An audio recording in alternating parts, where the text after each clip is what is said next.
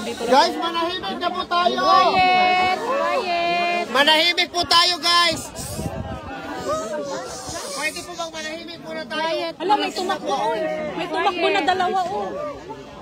Oh my God. Bakit may tumakbo? Dalawa. Sa kulungan. Hindi galing sila sa bus stop doon. Gitan po sila dito. Guys, wag na lang po siguro mag-send ng friend para di tayo na salamat sa okay tayo sa live? Dapat gitabok to ganihan dito. Okay tayo sa live? Okay. Salamat. Okay, naka-upload ka to zero. Oo, okay tayo. Salamin kayo. Yes guys, sleepy guys sa time po natin. Guys, wag po tayo sumigaw ha. Para magkarinigan po tayo, please lang po, wag po tayo sumigaw. Punta na sa Alvin. Manahimik po. Sige, punta ko mag-prepare na sa O later mo, later na? around sa gila to. Listen, paparma na yun. Sir Alvin, hindi ito gagamitin. Ayaw. Ayan guys, pinilpulan po sa Duterte Park kayo. Opo, Rubina, nandito po kami. Andito po ate, parating na po si Bibi. May mic po. May mic kasi. Kaya nga, nag-away ha, okay.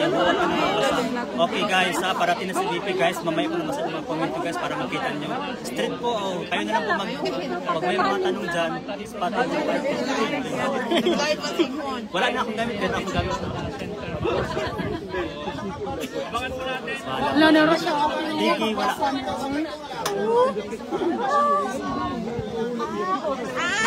Parating na po sila Duterte. Salamat po. Hash. Salamat sa pag-share guys. Thank you so much. Huwag sa tita, makakano tayo. Wala na tayong pero dyan 6. Wait mo na kayo. Silent. Huwag mo natin itulak yung mga barricades natin ha, kasi hindi po siya nakalock.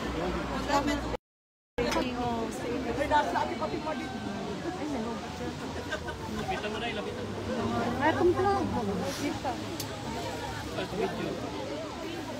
Baka mahulog ha. Hindi na pong sa kanya. Sa may buhato na kumana. Mag-booking sila daw punta. Wow. Hello po.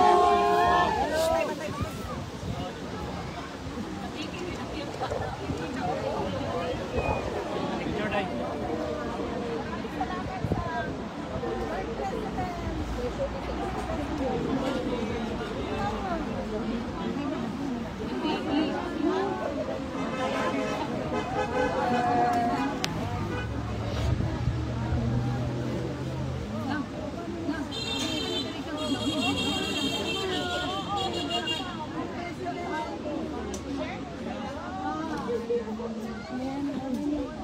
Ayan po mga partners, hindi pa tayo nakapag-interview. Guys, dumating na po si VP Inday. Nagpapapicture pa muna siya. Relax lang po tayo. Relax lang po tayo, guys. Picture po siya sa mga kababayan natin Pilipino at maya-maya ay pagkapanayam na po natin. Ingat lang tayo. Dahan-dahan lang tayo. Sama po si Ma'am Elizabeth sa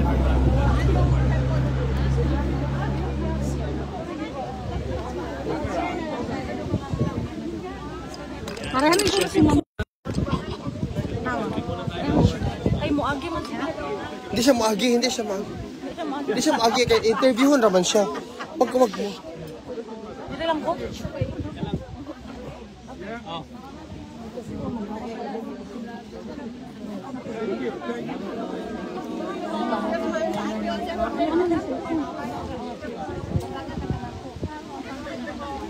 Dito yan mga interview. Alam niya yan. Wag ka muna dyan. Dito lang papapasokin mo siya dito. Higyan ko. Kasi bot na lang yun. Ay, dadaan ba siya? Hindi ba siya dito? Para naman na yan. Asa doon?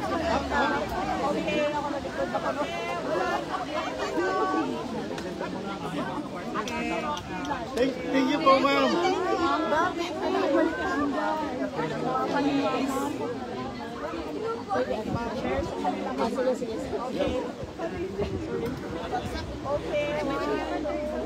Wala ang kay Atty. Harry Roque. Wala ang lawyer sa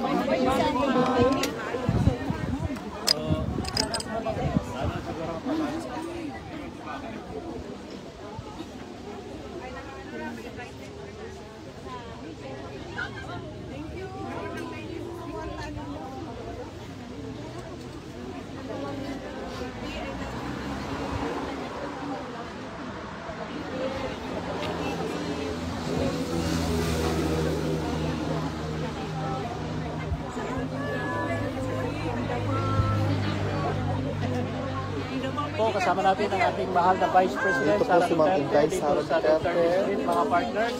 At Huwag yun ang kami sususan. bisita po siya sa ating mahal na Sa iyo yan, dating attorney. Pangulong Rodrigo Roa.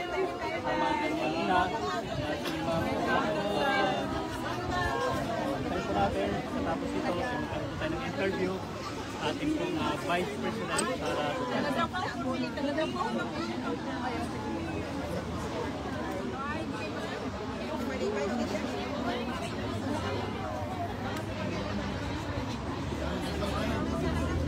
Ay, si Mama daw.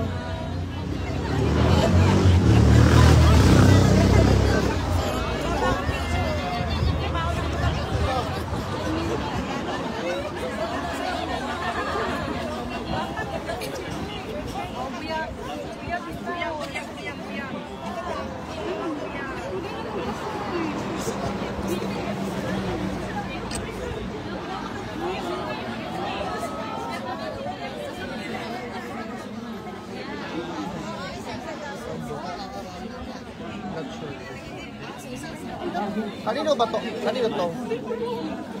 Kanino po ito? Ay, kang Malo. Kay Malo yan. Mamaya na.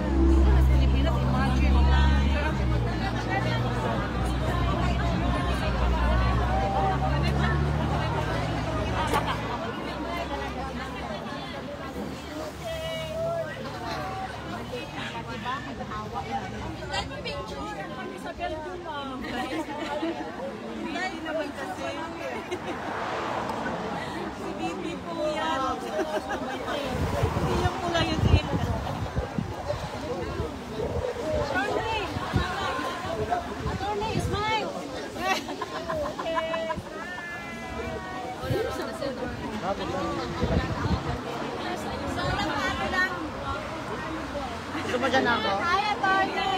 Baka matulog. Hi.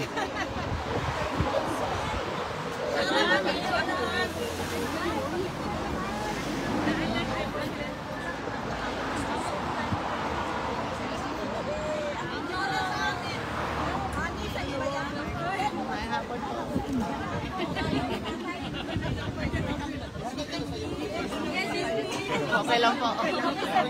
Okay, sana siya tatayo. Oo. Sana. Pakiayos ang lin mo.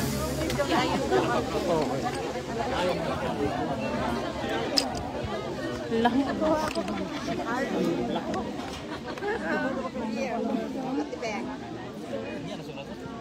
Punya na lang ni Ma'am. Punya na lang ni Ma'am, I swear. Lang, Ma'am.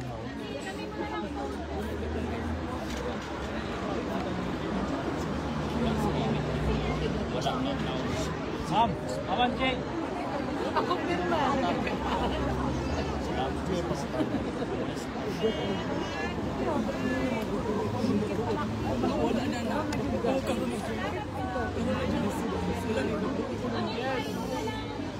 Mga natin ang mga update sa araw na ito. Matalaban. Laban daw si Randy. Ano napasok na? Pwede siya, waka ka nakamasahin. Ma'am, pwede mapaparma, Ma'am. Ayaw. Ilahan na ton, ilahan na. Ilahan na. Ja, Ajay. Okay. We'll begin the briefing na, no? I'll ask the first 3 questions, tapos GMA and SMNI will ask. First question po, kamusta po yung bisita kay Tatay Digong and how is Tatay Digong now? Visit, na-late kami kanina, so 30 minutes late kami, so 1 oras na lang yung nagawa namin sa pagbisita namin, and pagdating namin, nag-aantay na siya, and masaya siya nung nakita niya kami kasi alam niya na nandun kami to celebrate pre-birthday with him and with my mother. Ma'am Elizabeth. Guwapa. As usual, binilhan ko din siya ng Coke Zero. Hindi niya ininom. Sabi niya, dalhin lang daw niya sa kwarto yung Coke Zero. Pero isa lang ang pinabili niya. Meron daw ba kayong mga news from the Philippines na na-share sa kanya at ano yung mga reaction niya sa mga news na dala-dala niyo? Yes, nag-share ako ulit. Na-share ko na noon sa telephone call, pero shinare ko din ulit sa kanya na nanalo yung dalawang PDP laban na senator candidates, tapos yung isang guest candidate, si Marcoleta, plus 2 guest candidate from Alianza, si Senator Camille Villar at Senator Amy Marcos. And binanggit ko din sa kanya na nandito si Senator Amy Marcos pero hindi siya pinayagan ng ICC na makabisita at makausap si dating Pangulong Rodrigo Duterte. At nabanggit ko din ulit sa kanya na nag-submit si Senator Amy Marcos ng kanyang findings sa committee hearings niya from the Senate to the Ombudsman. Ano po yung reaction ni Presidente? Unang-una, nagpasalamat siya, at pangalawa, sabi niya gusto nga daw niya sana makausap si Senator Amy, kaso hindi nga daw payagan, pero sabi niya there will be another time for that. Okay. GMA?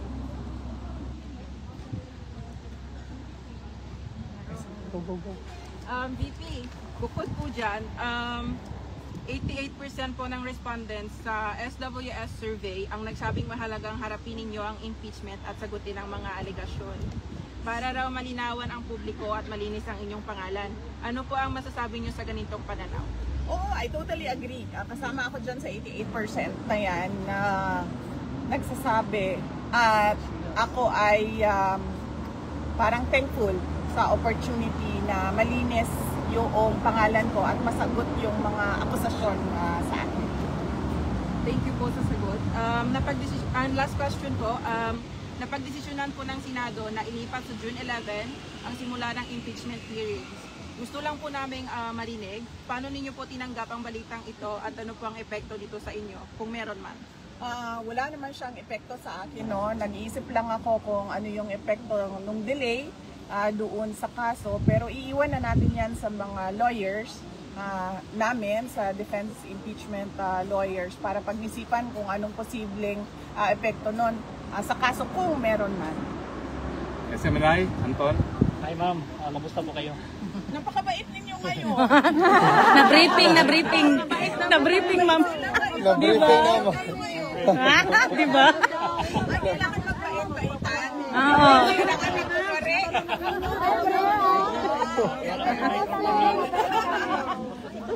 Ma'am, tanong po ng SMNI, yung reaction nyo any reaction po sa gusto ni BBM na makipag-reconcile sa mga Duterte? Sabi niya ayaw niya raw ng gulo. Unang-una, hindi na muna siguro ako magsalita about reconciliation dahil hindi naman mahalaga siguro ang mga personal na problema ng mga tao, no? Ang mas mahalaga is yung taong bayan at yung bayan natin. Yes ma'am, thank you po. Ma'am, kasama niyo po si Senator Amy Marcos, nagkita po sila ni Attorney Kaufman. Ano po yung naging role ni Senator Amy sa case po ni PRRD? Ay, wala po. Wala pong role si Senator Amy sa case ni former President Rodrigo Duterte. Nandito lang siya para kausapin si Attorney Kaufman kung ano man yung napag-usapan nila. Wala ako doon, so mas mahalaga siguro na makausap ninyo si Senator Amy Marcos at ano yung isang tanong, sir? yung role niya? Wala siyang role po. Sa either sa defense or doon sa ICC prosecution case, wala pong role sa Senator Alcantara. Ito ma'am, last question na lang kasi ito kasi yung usap-usapan ngayon eh. Ewan ko lang kung pwede to. Kasi game po si Attorney Rowena Ganson na maging spokesperson mo. Kasunod yan ng pagka talaga kay Attorney Abante bilang tagapagsalita sa ng House. While sa Malacanang, nandiyan naman si Attorney Claire. Any comment po sa posibilidad na maging spokes niyo si Attorney Ganson? Hindi namin napag-usapan sa Office of the Vice President ang spokesperson.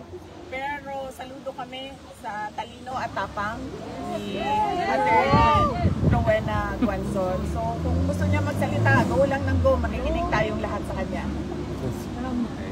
Siguro from the audience, one question. Ma'am, ang question po ma'am, kamusta po si Presidente? Mayroon po siyang mensahe para sa Pilipino na nasa labas po?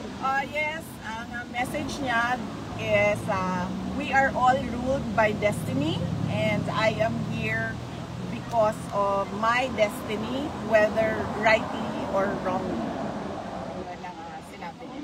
Thank you ma'am. And isa pang update is napag-usapan din namin yung oath niya at pag-usapan daw nila ng lawyers niya kung paano gawin yung kanyang oath. Thank you ma'am. Pero initially ang sinabi niya, I want set me free and I will take an oath. Yan yung Yes! Ma'am, meron pong kanta ang mga Pilipino para sa iyo. 1, 2, 3, go! Happy birthday to you. Happy birthday to you. Happy birthday, happy birthday. Happy birthday to you. Mabuhay ka, Ma'am Inday! Mabuhay! Kay Sara para sa Presidente!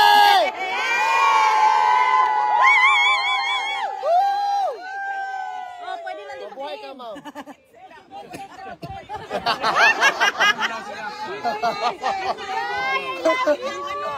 sobrang formal na.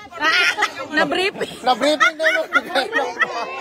Ano tingin niyo sa bagong Duterte Street from Duterte Park and Duterte Forest? Kasi nga dati talagang Duterte Street. Well, unang-una, mas okay dito dahil merong Shade. shade, no? So, importante sa amin ni Alvin. Putis. Dahil unang-una, mataas ang incidence ng skin cancer. At pangalawa, mahirap na magdagdagan ang mga melasma natin. Correct. Yes, ma'am. So, okay siya. Mas palagay ko lang, maganda din siya dahil nakikita siya ng mga dumadaan i-update niya na mga sasakyan. So, meron tayong increased awareness. Yes. Kasi doon, konti lang ang dumadaan na sasakyan at hindi nakikita by the street yung ginagawa. At marami pang pwedeng gawin, posibleng gawin na dito dahil mas malaki yung area. Yes, ma'am. ma'am, pwede ba additional ma'am? Kasi naghihintay po ang taong bayan kung kailan daw makakawin si PRRD. Actually lahat tayo, no? Nag-aantay kung kailan makauwi si President Duterte at yun yung tinatrabaho ng kanyang mga lawyers na sana ay mangyari at as soon as possible time dahil kaming mga tiga Davao City ay kailangan namin ng mayor na. Yes, ma'am. Ma'am, welcome back. We love you. We love you. See you tomorrow. I'm happy See you tomorrow, to be back with all of you. Dahil lahat naman tayo dito ay nagpapakita ng suporta kay dating Pangulong Rodrigo Duterte. Kaya masaya ako na makasama kayo ulit. Although hindi natin gusto na pabalik-balik tayo dito sa The Hague, Netherlands dahil malungkot ang dahilan kung bakit tayo nandito lahat. Pero masaya din ako dahil nakikita ko yung bayanihan ng Filipinos at yung pagkakaisa natin sa kagustuhan natin na ibalik si Duterte at ibalik ang tunay na pagbabago. Yes. Ma'am, mabuhay ka, ma'am. Mabuhay ka talaga. Thank you. Ma'am Elizabeth, mabuhay ka. Lahat kayo ay invited bukas sa ating rally, ICC, Send Duterte Home. 9 a.m. to 12 noon sa Lan Van Regan. Lan Van Regan. Sige, kayo na magsasabi. Thank you, ma'am. Pwede pa, kaya sa mo? Papirma daw, ma'am.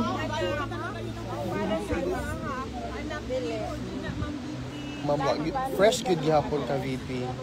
Always and forever. Nagpalit pa akong serum dito mo dito.